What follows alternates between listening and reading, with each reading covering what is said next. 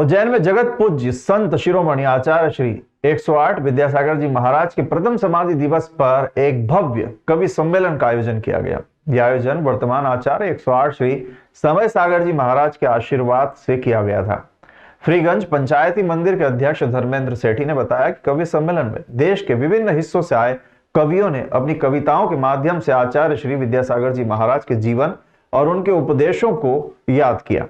कवियों ने अपनी कविताओं में आचार्य श्री के जीवन के मूल्यों और उनके द्वारा दिए गए संदेशों को प्रस्तुत किया। कवि सम्मेलन में शामिल कवियों में डॉक्टर नरेंद्र जैन भोपाल से, सभाजित द्विवेदी जौनपुर उत्तर प्रदेश से, डॉक्टर अखिल जैन सागर से, अनिल तेजस्वी टीकमगढ़ से, युवा कवि कपिल चौबे सागर से और सूत्रधार कैलाश तरल उज्जैन से शामिल थे। कवि सम्मेलन के अलावा आचार्य श्री विद्यासागर जी महाराज के प्रथम समाधि दिवस पर सुबह आचार्य 36 विधान किया गया, जिसमें समाज के सैकड़ों धर्मालु जनों ने पुण्य लाभ लिया। यह आयोजन सकल दिगंबर जैन समाज उज्जैन द्वारा आयोजित किया गया था और ये आचार्य विद्यासागर अतिथि भवन फ्रीगंज में आयोजित किया गया था। आयोजन के दौरान आचार्य श्री विद्यासागर जी महाराज के जीवन और उनके उपदेशों पर विशेष प्रकाश डाला गया। आचार्य श्री विद्यासागर जी महाराज के प्रथम समाधि दिवस पर आयोजित कवि सम्मेलन और आचार्य 36 विधान ने उनके जीवन और उनके उपदेशों को याद करने का एक अच्छा अवसर प्रदान किया। इस आयोजन में आचार्य श्री के अनुयायियों और समाज के लोगों के लिए एक प्रेरणा का स्रोत बन गया। यह आयोजन आचार्य श्री के अनुयायियों और समाज के लोगों के लिए एक प्रेरणा का स्रोत बन गया। दीपक जैन ने बताया कि मुख्य अतिथि भारतीय जनता पार्टी नेता पूर्व विधायक राजेंद्र भारती थे। कार्यक्रम में मुख्य रूप से अध्यक्ष धर्मेंद्र सेठी, सचिव राहुल जैन, प्रसन्न बिलाला, विजेंद्र जैन सुपारी वाले, सुनील जैन ट्रांसपोर्ट से, राजू गोहिल, वर्धमान ग्रुप अध्यक्ष जिनेन्द्र कुमार, पंकज जैन, नितिन डोसी, संजय जैन, दादा रमेश जैन, एकता, नरेंद्र कुमार, हितेश बड़जातिया आदि प्रमुख रूप से उपस्थित थे। कुमाटी सब पावन और किया।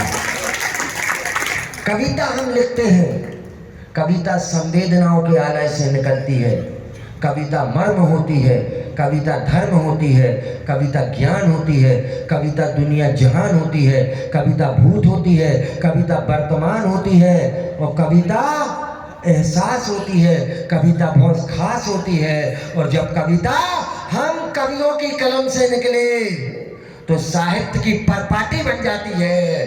नहीं खोले, इन 4 पंक्तियों में एक भी हाथ खाली नहीं रहना चाहिए कि सत्य, अहिंसा और अपरग्रह के तप का जिनमें बल था, चंदा सी शीतलता और में सूर्य सा आभा मंडल था। क्या हमने अरिहंत नहीं देखे। क्या बात है, क्या बात है। हम पंचम युग के श्रावक हैं, हमने अरिहंत नहीं देखे। मोक्ष वधु को वरने वाले नेमिनाथ से कंत नहीं देखे।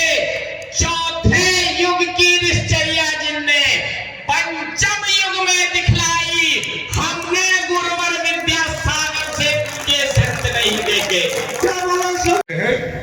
नाथ मत का जन्म ही जैन धर्म से हुआ है। पहले ये ईश्वर उश्वर शब्द नहीं था। सुनिए, अपने इतिहास को जानिए, त्रिलोकीनाथ, काशीनाथ, विश्वनाथ, ये सारे नाथ मत से थे और पार्श्वनाथ, आदिनाथ, और यही से सारे जो है मतों मतांतरों का जन्म हुआ है। 4 पत्ती आप देखें। एक बात, सिर्फ शरद की रात माँ श्रीमती का चांद करे नित अमृत की वर्षा। क्षमा मार्दव सत्य सास से भारी, उत्तम क्षमा मार्दव सत्य सास से भारी। आओ सब मिले आरती कर लो, जग में एक अकेला ए संत बड़ा अलबेला, जिसमें दिल में थे नहीं बांधते कोई रिश्ता, फिर भी सबके दिल में थे। हर कोई अपना कहता है, कैसे नाते रिश्ते थे।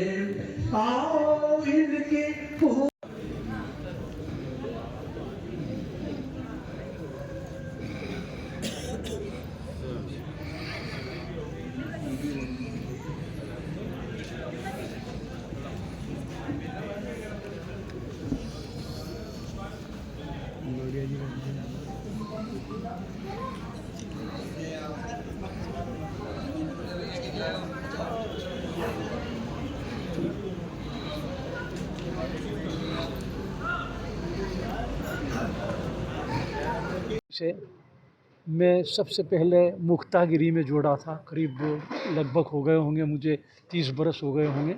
गुरु क्या आशीर्वाद दिया है उन्होंने, गुरुजी ने।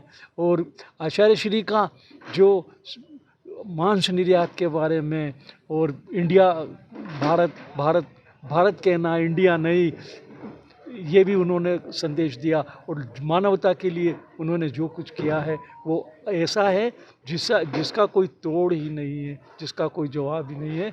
ऐसे हमारे पूज्य परम पूज्य श्री संत शिरोमणि आचार्य श्री को नमोस्तु नमोस्तु नमोस्तु। आपका क्या मानना है सर? देखिए, ये उज्जैन नगर का सौभाग्य है कि यहाँ श्री धर्मेंद्र जी सेठी के संयोजन में एक विशाल काव्यांजलि यहाँ प्रस्तुत की गई है, जिसमें देश भर के कवि, जो नामी ग्रामी कवि थे, उन्होंने आचार्य भगवंत के कृतित्व और व्यक्तित्व पर अपनी कविताओं के माध्यम से अपनी अभिव्यक्ति को व्यक्त किया है।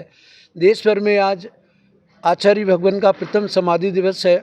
वो महामानव के रूप में रहे हैं और उन्होंने भारत वसुंधरा के लिए माननीय प्रधानमंत्री नरेंद्र मोदी से लेके सभी को अपने देश के संरक्षण और सुरक्षा के लिए हमेशा सलाह देते रहे।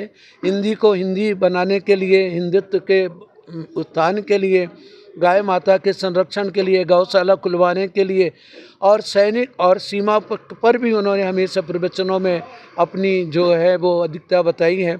आचार्य भगवान हमारे बीच में नहीं है, पर उनके जो उद्देश्य थे कि भारत को भारत बनाना है, माननीय प्रधानमंत्री जी से भी उन्होंने यही कहा। ये इंडिया शब्द किसने कहा, कहाँ से आया?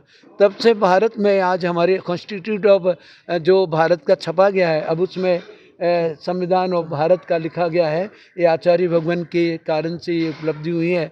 जगह जगह पे मांस निर्यात का विरोध उन्होंने किया कि हमारे देश की धरती से पशुओं का कत्ल नहीं हो और अरब कंट्रीज में मांस का निर्यात ना हो।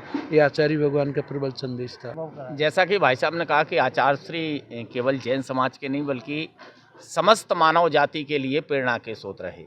उनके आशीर्वाद से ही आज बहुत सी चीज़ें ऐसी हैं जो भारत में परिवर्तित हुई हैं और आज उनका स्मृति दिवस है।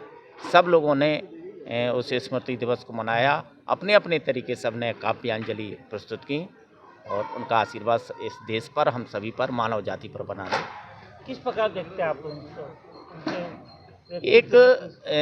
उनको इस पंचम काल में एक बहुत पुण्य और पवित्र आत्मा थी वो, और देव की श्रेणी में उन्हें एक महान संत के रूप में देखा जाएगा, हमेशा स्मरण में रहेंगे वो। आज देखा जाए तो दिगंबर जैन समाज के वरिष्ठ संत, जिनका कि आज के दिन ही समाधि दिवस के रूप में मनाया जा रहा है, और आज उज्जैन ही नहीं अपितु पूरे देश में ही नहीं अपितु सारे देशों में यह कार्यक्रम हुआ। आचार्य 36 जो विधान हुआ सवेरे, और उसके बाद यहाँ आज काव्यांजलि कवियों के द्वारा आचार्य श्री के बारे में बहुत कुछ बताया। आचार्य श्री वास्तव में एक ऐसे जो हैं वो समाज की नहीं अपितु देश की चिंता करते हैं, और देश के लिए बहुत कुछ उनने आज गायों के लिए कहा कि उसको राष्ट्रीय पशु घोषित कर दो, और बहुत सारी चीज़ों में जो उन्होंने देश के प्रति कार्य किया है। निश्चित रूप से आज आचार्य श्री को हम जहाँ भी आज हमारे बीच में नहीं है, लेकिन हमें लगता है कि आज उनके उपदेश वगैरह इन सब चीज़ों की आवश्यकता है, और इंडिया नहीं भारत बोलो, ऐसा उन्होंने कहा है और आज वही चला है।